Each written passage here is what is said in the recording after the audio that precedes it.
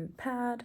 If you're tuning in for the first time, I welcome you. I really appreciate you being here. And if you're a regular fam honey, you are greatly appreciated. I welcome you back. This video is so random. I didn't plan to do it at all. However, I just thought, why not? So we are at the start of the half-term break. It's Monday today, and I decided to come to work to do some marking. I have a bunch of marking to do, so I thought, why not, and while I'll be doing my marking, I'll just be sharing with you guys my honest opinion about teaching in the UK, and obviously answering some of the questions that I've been seeing on the comment section, especially on my first video. Okay, so stay tuned. I hope you enjoy. So first things first, I'll be talking about my experience in teaching in the UK, particularly in England. It's my second year now as a science teacher. I just wanted to share my honest opinion of what I think it's like, the challenges that I've come across, if I honestly see myself teaching here in the next 10 or 15 years or so. So yeah, obviously the most important one, talking about the education system of England, and sort of comparing it to the South African one, which one I find to be more easy and less demanding. Obviously, behavior is one of my biggest issue that I'm still struggling with even now. So, and I feel like that's something that if you want to come to teach to England, it's something that you'd want to prepare yourself for, because obviously schools are different, but I've seen even online people teaching in different schools that behavior is a challenge across England schools. So I'm still struggling with behavior. It's nothing like in South Africa, where if you tell a student once, they do that, they follow instructions. Here you have to tell a student a couple of times before they can actually do something, whatever you're telling them. Sometimes they end up not even doing it, they talk back, I don't know, it's just so different. It's something you need a big heart, you need to be kind, you need to be very patient if you want to teach in England. And I think that's one thing that's just getting me through it, because I love teaching, I love children, I love being around kids. So I feel like that character actually has shaped me into being more understanding, into being even more patient with the students and all that. But yeah, that's one thing that I'm still struggling with even up to date. But then it is manageable, and it's just a few individual students that just, most of them are lovely, most of them are so kind, they're just amazing. It's just those few individuals who would want, to push your buttons here and there. Apart from behavior, the education system here, it's completely different to the South African's education system, particularly on how to calculate grades for students, for GCSE students. It's I struggled with that for, I think, almost the whole year last year. I still couldn't figure out how to calculate grades, especially because they're so different. In South Africa, we know we have 1 to 7. If a student got 50 to 59%, they get a 4. If they get like 60 to 69, they get a 5. If they get 0 to 29, they get a 1. So the GCSEs, it's the General Certificate of Secondary Education, which is the same as the Matric Certificate in South Africa. They get it when they are in year 11. Year 11 is equivalent to grade 12. So how you calculate their grades, you also have to make predictions of what you think a student in GCSE will get at the end of their exams. So you need to make calculations, their grades, which is something I really struggled with. And so here they use grade 1 to 9. And obviously the old system, they used A, B, C, they used letters, and they replaced those letters to the numbers, which I think numbers are so much better compared to the grades, compared to the letters they used before. Because when I looked at it, I was like, no ways I'll be able to do that. So a 4 is considered as a pass. So if a student got less than a 4, it's if they got 3, 1, 2, or 3, so they didn't really pass. A 4 is a standard pass. and from 5, 6, 7, 8, yeah, they really did well. So and 9 obviously is considered as an A. 8 and 9 is considered as an A, and 7 probably as a B, and 5, 6, or just 6 is considered as a C. So I don't know. I'm not sure about the letters that were used before, but yeah. So 4 is a standard pass, and how you calculate that? It's, oh my goodness, it was complicated. Now it's not complicated because I figured it out, but it's something that I really struggle with because it's different. And yeah, that's one of the challenges. Grade, how to make predictions of the students, because if you are teaching the 11s, it's the same as teaching the grade 12s.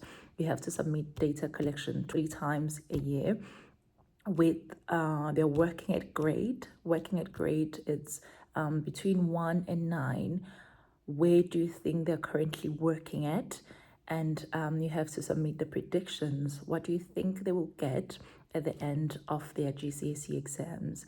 And on top of that, they have what you call the MEGs, the minimum expected grades. So students, all the students across the school, they have MEGs. Their MEGs is what they expected to get at the end of their GCSEs. So as a teacher, you have to make sure that these kids meet their targets, which sometimes is a bit challenging because obviously you have to work with the students to ensure that, especially the students who got high MEGs, if a student has a minimum expected grade of 6 or 7, they need to work like double hard. And you as a teacher, you need to try and push that student. And sometimes that's a bit of a challenge because some students don't even want to push themselves. You know, you are the teacher, you're doing all the work, but at the end of the day, it's the students that will take their GCSEs. You're not going to be there. So they also have to put in some work, and some students, I feel like they are a bit lazy in terms of like putting in an effort and just doing the work themselves. Obviously, at the end of the day, if a student fell below their target, you have to answer that as a teacher. So let's say if a student had a MEG of 6 and they got a 4 or 6, obviously they fell below their target, and as a teacher you have to answer, how did you try to help the student? You have to produce evidence of all the things you're doing across the year, that you tried your best to ensure that student meet their target, and then obviously you failed. So you have to keep evidence of all the things that you are doing for your students to ensure that they progress or they get their best grades at the end of their GCSE exams. In terms of curriculum is the same. Just that here they have what you call triple science, combined science, but my school is currently doing combined science. So in South Africa, we know that we have life sciences, physical sciences, and some schools have chemistry as well, and some schools don't. So also here it's the same. Obviously, chemistry, biology, and physical science, and the content, everything that is taught in science is the same as the ones that I know from South Africa. So the life sciences, like in biology, everything that is in biology is what I learned when I was still in high school in South Africa doing life sciences. And it's basically the same. Physics, chemistry, biology, the content is the same. So I also teach DT. DT is like equivalent to technology in South Africa. In South Africa, they only do technology from primary school, I think grade 5, 6, 7, 8, and 9. When you get to grade 10, they don't. Here, they do technology throughout their high school years or their secondary school years. They get an option to choose design technology in their GCSEs. So yeah, I also have a few DT classes that I teach. I've seen people, especially teachers in England, complaining about the workload in England schools. For me, I don't know if it's because I love my job or what. Yes, there's always something to do. There's just a bunch of things to do, like every single time. But I've never felt like it's like overload of work for me to do. I've never felt like that. I don't know, just that I'm so positive and I'm so optimistic. And every morning I always look forward to come to work. It's just, I love my job. Probably, I don't know, But yeah, there is a bunch of things to do. So if you want to come to teaching England, you have to prepare yourself. You must be a hard worker. You must be willing to use your free time outside work to complete some of like documentations, filing. I don't know. There's just always a bunch of things to do, but it's not really an overload if you love your job, if you are committed to it, if it's something that that is part of you. Because for me, that's how I take my job. It's part of my life, and I enjoy it. So yeah, there's just always stuff to do every single time, and it's something that I don't really mind doing. So yeah. Okay, so I don't want this video to be too long. I'm just gonna move on to answering a few questions from the comment section in my YouTube videos. But overall, I'm happy. I feel like I got lucky. My school is one of the best schools, very supportive, very nice, and just a good environment. And do I see myself teaching here for the next couple of years? Oh yes, definitely. So I've just picked up random three questions from the comment section. The first question, the person was asking about how many hours do I work? Do I work the whole week or not? So yes, I work Monday to Friday. I'm a full-time teacher. Obviously, I fall under early career teacher because it's my second year teaching. I never taught in South Africa. I just graduated in uni and then came straight here.